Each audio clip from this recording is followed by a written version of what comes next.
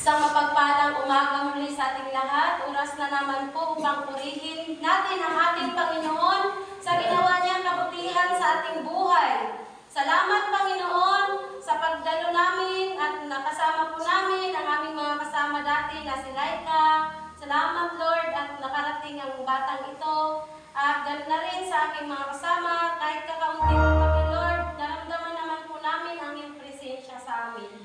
Kaya salamat, Panginoon. Sabi mo nga sa Isaiah 43:7, ang sabi mo, sila ang aking bayan na aking nilalang upang ako'y bigyan ng karangalan. Kaya oras na po upang bigyan natin ng karangalan ng ating Panginoon.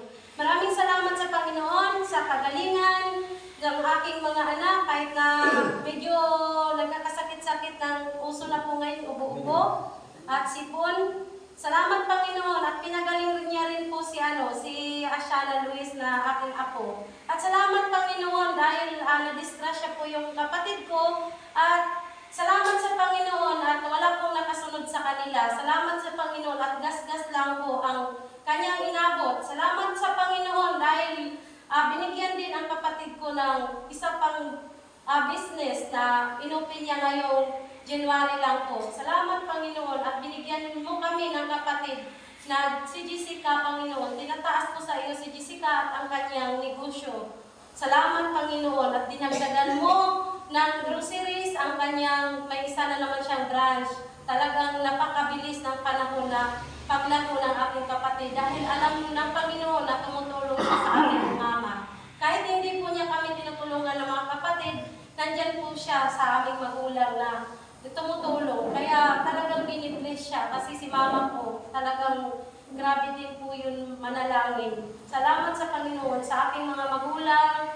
Kahit papaano po, lagi po si mamang binibless din ako ni mama kahit na hindi ako nagbibigay sa kanya, siya po yung nagbibigay sa akin. Kaya salamat sa Panginoon. Darating na rin po ang aking birthday ngayong Wednesday. Salamat sa Panginoon at maglilipo na po ako. Kaya salamat sa Panginoon. Sabi nga ni mama ko lang, tanda mo na. Pero nagpapasalamat nga ako sa Panginoon dahil yung mama ko, sabi nga niya, kahit anong mangyari, riregaluhan daw niya ako. Kaya salamat, Lord, sa blessing. Sabi ko nga, ibabalik ko rin yan sa iyo, ma. Magbe-birthday ka rin naman, sabi ko.